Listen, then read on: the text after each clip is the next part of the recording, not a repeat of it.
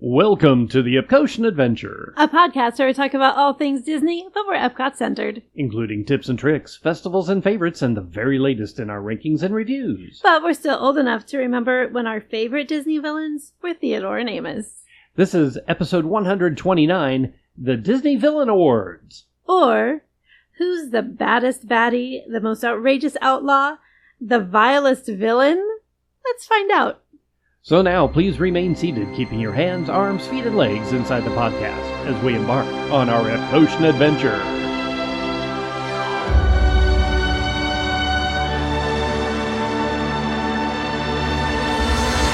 We call it Epcot.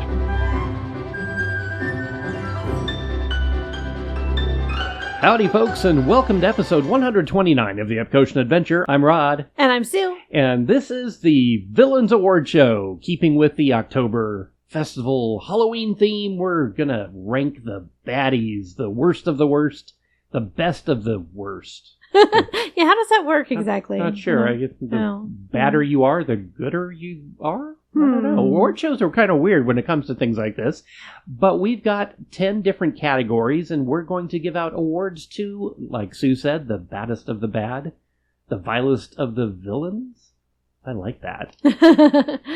This is going to be fun. I think it's 9 categories. Did I count wrong? 1, 2, 3, 4, 5, 6, 7, 8, 9, 10. Nope, we have 10. Oh, I think I might be missing one. Let's find out. We'll make it up as we go along. There we go. We were just going to rank the villains because we like to rank things, even though I am not great at ranking things. We love to do those episodes. But how do you rank one against the other? So instead of doing that, we did come up with these categories where we're going to award the villains. Yeah. Can you reward villains? Well, and with the Villains Land coming up at Magic Kingdom, this might be a good way to kind of let Disney know, because Disney, I'm sure you're listening, because, you know, of course, our tens of listeners, I'm sure one of them is somebody at Disney, what should be built over there. You know, this kind of lends itself towards some of that. At least one of the categories is directly related to that. We'll get into our that. last category, I believe. And I just know the last category is the one we added at the last, which is the personal favorite. Oh, so that's okay, number that's 10. Yes, okay. We'll get to that. That, of course, will be the last one we talk about today. All right, so our first category is going to be Best Dressed. Best Dressed Villain. This is a thing. Yeah. Because appearance counts. Well, this could be as dapper as a gentleman could be, or as elegant as a woman could be. Right. This is going to be an interesting one. And, you know, these are all going to be subjective, of course.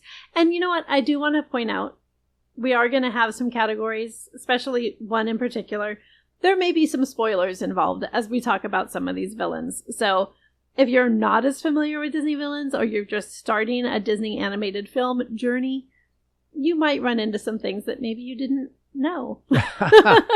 So just beware. I have a feeling most of our listeners, though, probably know these pretty well. I'm hoping so. True. I hope we're not ruining anything. Nah. But just be aware. And we should point out, we are only using animated villains. They can be Disney or Pixar, but only animated. Yeah. You're not going to have Darth Vader on this list. Right. Even though he is very well dressed. He's animated now in the Disney Plus Lego animations. That's true. Some of the others, but we're not going to count counting those. We're counting the 100 plus animated Disney feature films. No Thanos. Right. No, yeah. So. Yeah, no Marvel. Okay. All right. So Best Dressed. Best Dressed. Sue, why don't you start us off with your nomination for the Best Dressed Villain? All right. My nomination is going to go to a Pixar film from the movie Coco, and I'm going to say Ernesto de la Cruz. Oh, I hadn't considered Ernesto. He is extremely dapper. He's got his white outfit going on with the hat. He is just dressed to the nines all the way through the underworld. So, you know, that's going the extra mile. All right. Well, my nomination for Best Dressed is Maleficent from Sleeping Beauty. Ooh. She is drawn very well in her regal black and purple and green, and just her every essence is just, I think, stunning. Interesting. Okay. Yeah, a little more old school. She goes with the capes, and she goes with the very pointy lines. Extremely pointy. The hat is a statement. That is a statement. Definitely.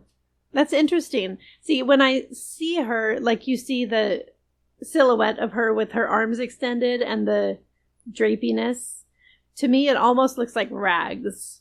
Oh, Because of those lines, because of those sharp points. But I do see your point. I like that. All right, well, the winner of the Best Dressed is going to go to Ernesto de la Cruz. Ooh! He Yay. definitely has the more dapper look. I think as far as the way he's dressed, I believe that he is the winner in this case, yeah. My runner-up, I don't know if we're going to do runner-ups, runners Yeah, up. let's talk about runner-ups All the way or honorable mentions, yes. Mine would have been Hook, Captain Hook. Oh, I like that. Mine was Queen of Hearts. Oh, From very Alice. nice. She made my list as well. She would have made my podium.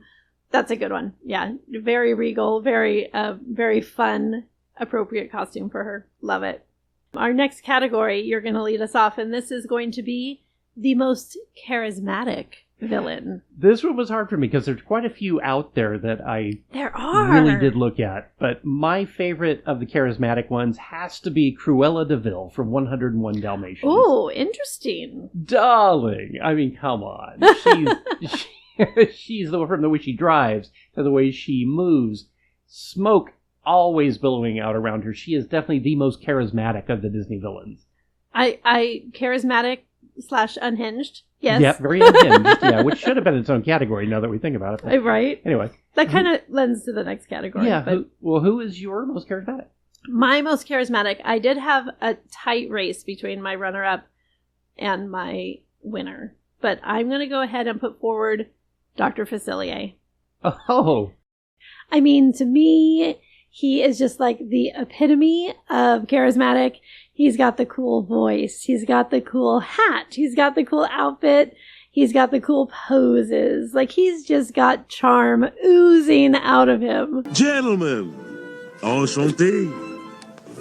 A tip of the hat from Dr. Facilier. How y'all doing? Well, I have to admit, he also is the best dancer, the best singer. He's got one of the best songs. Yes, Yeah. yes to all. I didn't even think about that.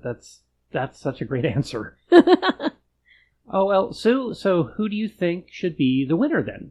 This is a tight one, It tight is, race, that's- but what do you think as far as the winner on this one? Gosh, I mean, I would give it to Facilier. I'm going to give it to Dr. Facilier. I'm going to have to say Facilier wins in this case too, yes.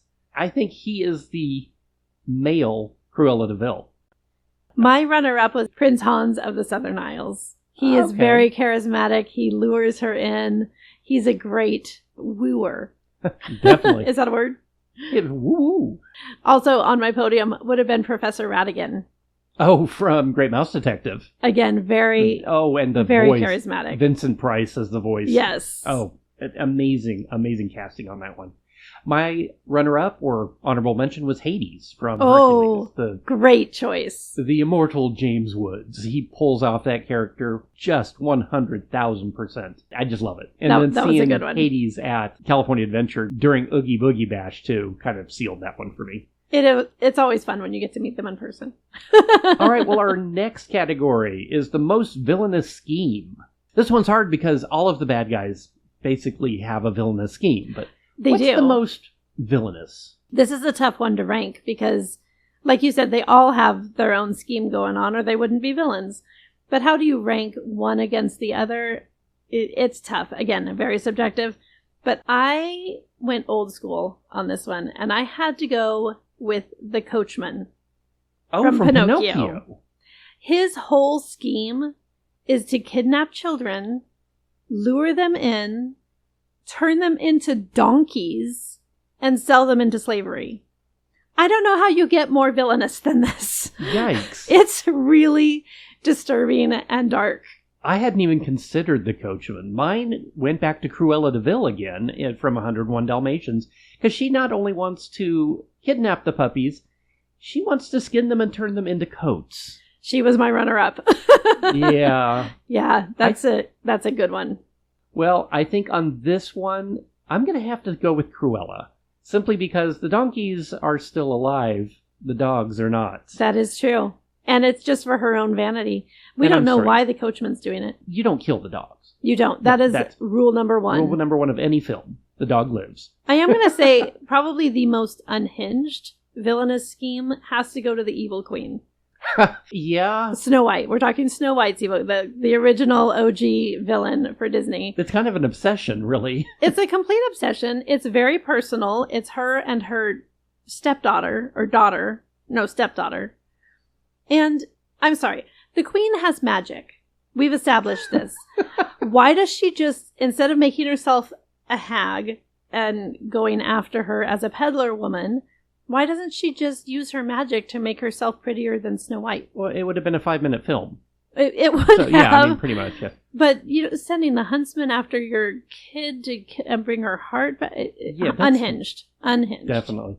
My runner-up in this was Shan Yu from Mulan. Ooh, good one. He didn't want to just go after Mulan. He was trying to enslave an entire country. So very true. Yeah, I think he had some definitely villainous schemes going on. More than one. Good one. Good one. Our next category is kind of a fun one. It's one of my favorites. We're going to say the villain's best song. This one I think is the most fun one. Because there's so many great villain songs out there. The villain always gets the best song. So, Rod, you start us off. Who's your nominee for the villain with the best song? This one is a little different because it's not the villain singing the song. The song is being sung about the villain. And that is the phony King of England in Robin Hood. And, oh, come on. Phil Harris as Little John and Brian Bedford as Robin Hood. Some of the two best Disney voices of all time. And the song is just one of the most fun Disney villain songs, in my opinion. I such a great one. love that movie, and I love that song. That is such a fun song. And I love when they parody it later, when the Sheriff of Nottingham and Sir Hiss are trying to do it, and Prince John walks in. Let me try. Oh, too late to be known as John the First. He's sure to be known as John the Worst. The fabulous, marvelous, merciful, chivalrous. Oh, you got it all wrong, Hiss. The sniveling, groveling, weaselly me. I love that scene. That is so funny. The most lovable. That's not the way it is. Oh my gosh. That's a great one. Oh, Okay. Such a good one. What is your nomination? I literally have 6 answers on my thing because I could not decide. Because again, the villain gets the best song.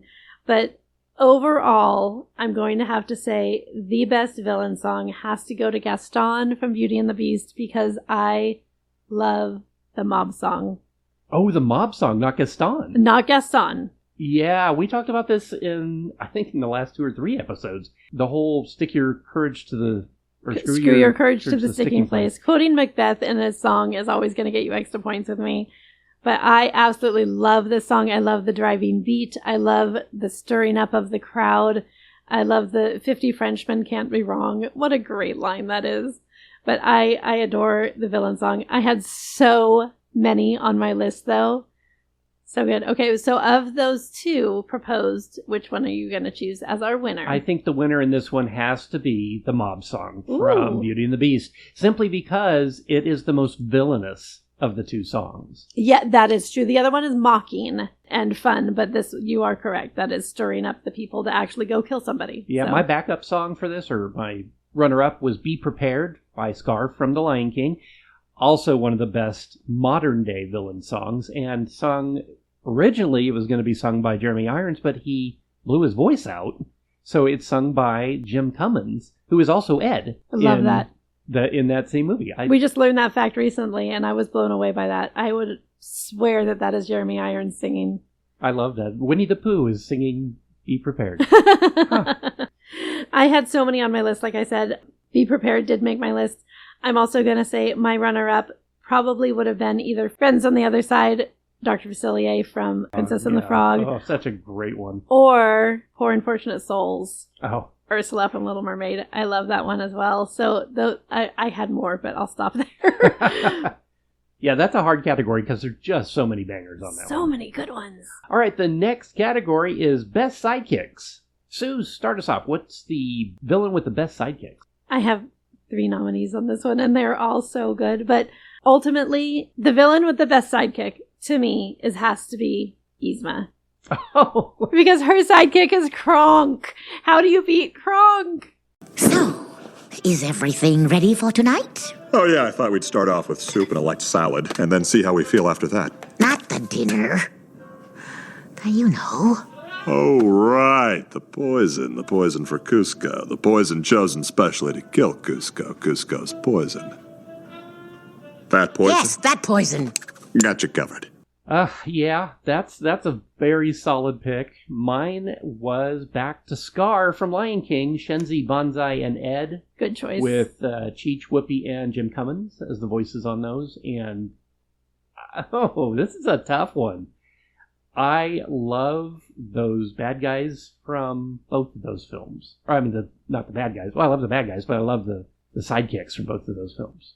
Oh, Sue, who do you think is going to win this one? I have to say, hands down, it has to go to Yzma. It's got to be Kronk. It has to be Kronk as the best sidekick. I do love the hyenas, though. I think that was a really solid pick. My runners-up were Lady Tremaine, because Lucifer. Oh.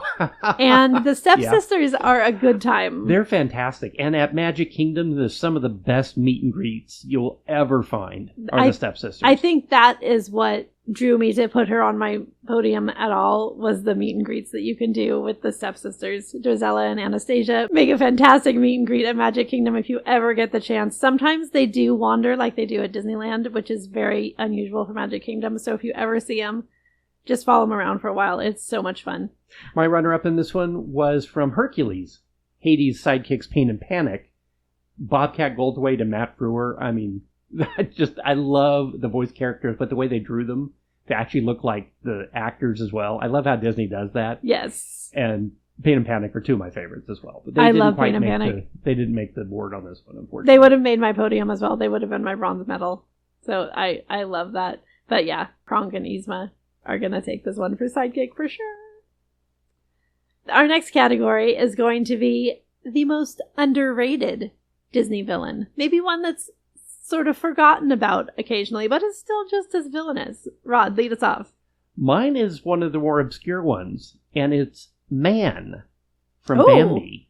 Oh my, okay. Man is in the forest, and you never see Man or the men that shoot Bambi's mom, but you sure hear about them.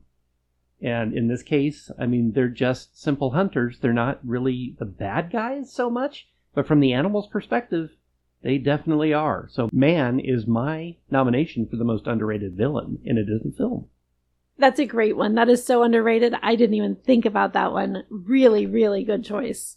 For me, again, I had like 4 on my list. I can't rank things. I'm just not good at choosing one thing. But I'm going to go with Henry J. Waternoose III. This is from Monsters, Inc., and I think he's underrated because he doesn't get counted amongst the villains very often. And yet he's definitely a bad guy. He is definitely a bad guy. Again, spoilers if you haven't seen the movie, I'm sorry. But go watch the movie. But he is villainous. He is lying to all of his own people. He banishes them to Siberia, like to the middle of nowhere. When they find out his scheme, he is basically torturing young children. I mean, there's some issues going on with that guy. Well, the winner, I think, in this one, just for the sheer impact of the character, is Man. For sure. Man in the forest in Bambi scarred me as a child. I think he scarred an entire generation. He continues to scar generation after generation. Yeah. And he doesn't even know it. He doesn't even get a name. It's interesting. When Bambi comes out and goes, Mother!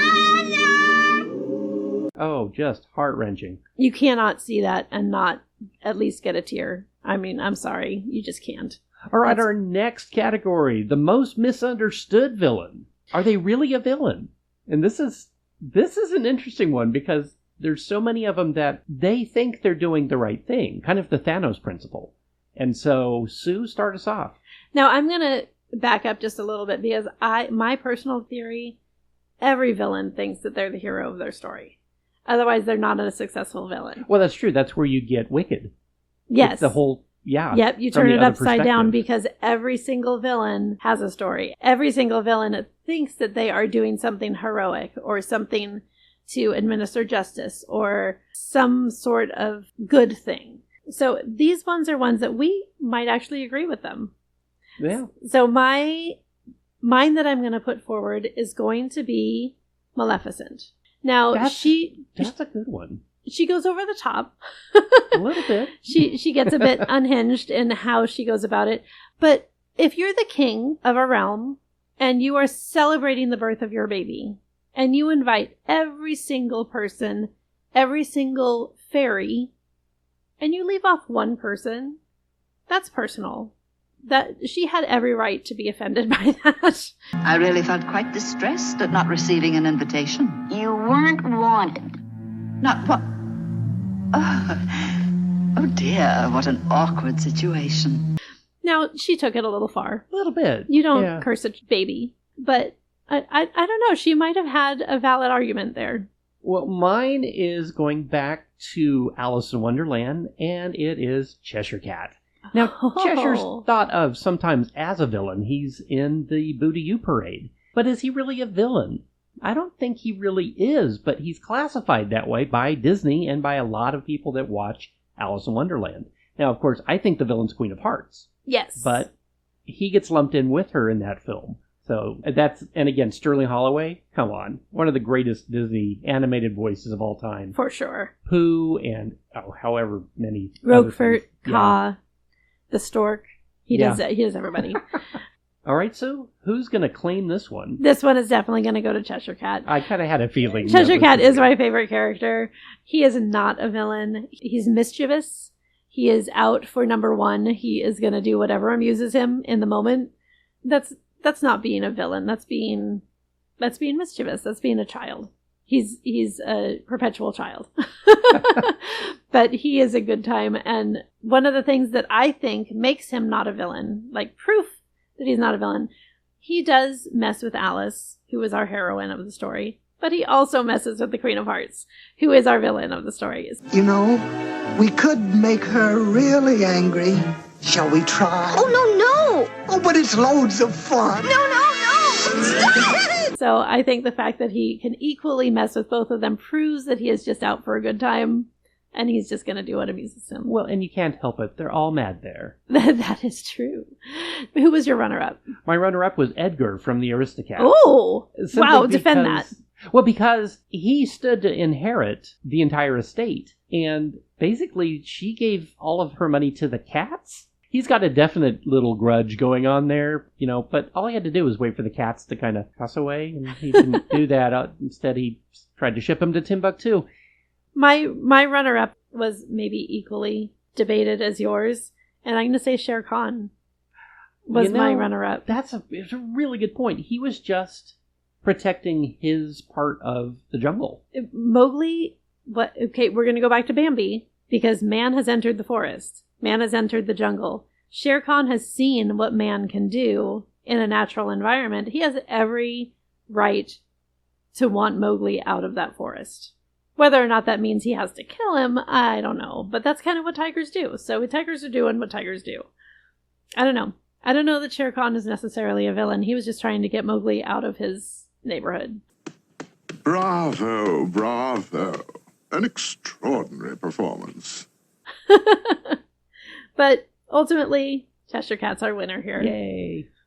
Our next category is going to be, this is a spoiler, everybody, the biggest twist. I like this one. Now, this can be a villain you didn't see coming, someone who presented themselves as not a villain to begin with, or it can be the biggest plot twist. So we knew that they were a villain, but we didn't quite see what they were up to. It can be one of the other.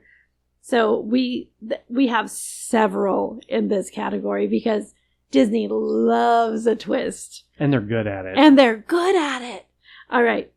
Rod, you tell us who your favorite twist is. My favorite twist, and I did not see this coming until the very end, is Bellwether is the bad sheep in Zootopia. Such a good one. I did not catch that until literally she was standing on the edge looking down at Judy and Nick and saying, "So that's it. Prey fears predator and you stay in power?" Yeah, pretty much. It won't work. Fear always works. And I'll dart every predator in Zootopia to keep it that way. I think we got it. We got it up there. Thank you, Yakety Yak. You laid it all out beautifully. Yeah, the fact that she was the baddie, I really felt for that character at first, and so Disney did a good job on that twist. Sue, what was yours? I have 1, 2, 3, 4, 5, 6, 7, 8 on this one. The one that I picked was also Dawn Bellwether. So we're just going to say that she won. She wins. Bellwether wins. But I will propose an alternate just for who my runner-up would have been. My runner-up is going to go to King Candy. Oh, from Wreck-It Ralph. That he was Turbo. He was Turbo. That's a great one. And we didn't know that he was the villain until that moment. He was blaming Vanellope for being the glitch, and he's the glitch the whole time. Who are you? I'm Turbo, the greatest racer ever. And I did not reprogram this world to let you and that Holocaust riddled warthog take it away from me. I loved that twist. I loved that he was this old school 8-bit villain who was coming to play. I thought that was a really nice twist. Well, and Alan Tudyk being the villainous voice of both of them. I love that. Such a good one. Rod, who was your runner-up? Mine was Prince Hans of the Southern Isles, of course, in Frozen. And the fact that he was the bad guy, I did not see that coming up until he was about to kiss Anna and then went into his little monologue about, "Oh, Anna, if only there was someone out there who loved you." That one just blew me away. That was brutal. That was a really, brutal but fantastic twist. Such a good twist. That was also, he definitely made my list. He was at the top of my list as well. I also had Ernesto de la Cruz. I had a bowler hat guy. I had Yokai from Big Hero 6. Yeah. Lotso. Yeah. From Toy Story, was that 3? Toy Story 3? Yeah, we'll 3. Go with that. Because 2 was there. One of the Toy Stories. Stinky Pete from Toy Story 2. Toy Story loves a twist. Kelsey Grammer, yeah. But there was. I also had Judge Doom, but he was not animated. Or was he? Well, he was. That's true. That's true. That's a really good point. That would be the twist. But anyway, Disney loves a twist, so that was a fun one. All right, Rod, what's our next category? This one is the most deserving of an attraction in New Villains Land at Magic Kingdom. So start us off. Oh my goodness. I want all of them to have an attraction. I just want this Villains Land to go on and on. So, but ultimately, I'm going to actually repeat an answer with a villain I've already mentioned today, but I'm going to go with Yzma. Because I am dying for Yzma and Kronk going down to the lair. Pull the lever, Kronk. Wrong lever! Why do we even have that lever? The whole thing. Everybody wants this. Disney, I hope you're listening. We all want this. This is why we need a Villains Land, is for an attraction where we can pull the lever Kronk. And I couldn't come up with a better one either. Yzma and Kronk on the coaster nailed it. Yes. That is definitely the winner on this one. I had Cheshire Cat as a backup because I was thinking a multi-loop coaster, much like the Smiler at Alton Towers over in the UK, where it's just an unhinged roller coaster, just loop, loop, loop, loop, loop, loop, loop. And the Cheshire Cat just smiling and grinning along. That would be really fun with like the atmosphere of Villains Grove. Yes. Where you have like the voice kind of following you through We're All Mad Here. That would be really fun. I actually had Queen of Hearts as my runner-up for the same reason. Perfect. I thought that would be really fun. All right. Well, our last category, number 10, is going to be our personal favorite. So this one's a lot more subjective, I think, than the other ones, because this is literally who is your favorite villain of all time from Disney? And it could be for any reason, for anything. Rod, you go ahead. You go first. My personal favorite will, and I think always be, Yzma and Kronk from Emperor's New Groove. The amazing Eartha Kitt, when she's turned into a cat, and the fact that she played Catwoman in the old Batman series. So funny. The fact that when she goes, "Is that my voice?" was her real reaction when they were filming and doing the sound for that. That was her reaction as the actress saying, "That's my voice," and they used it in the film. And Patrick Warburton as Kronk. It doesn't get any better than that combination. That is such a good choice. My favorite villain has always been Cheshire Cat, but again, is he a villain? I don't know. So I'm not going to say Cheshire Cat for this one. And I'm going to say my favorite villain is Maleficent. Oh, classic. I love her attitude. I love that she turns into a dragon at the end. Talk about going full in. Like, she is all in on this bit. She is going to defend what she has done. I I just love Maleficent. So that is going to be, I mean, she's a bad guy, let's be clear. I'm not going to defend her in a court of law. But yeah, she's got great style. Well, folks, that's the Disney Villain Awards for 2025. Down in the comments, let us know who you think is the best dressed villain, who's got the best twist, and, you know, who's your favorite? We'd love to know. And who's got the best song? Oh, yeah. That's a good one.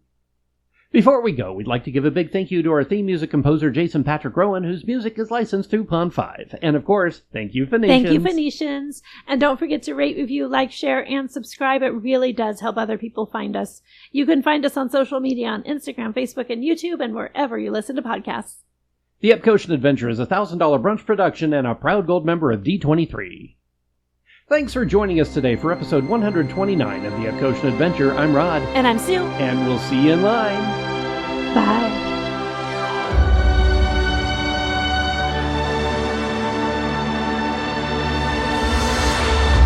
Thank the Phoenicians.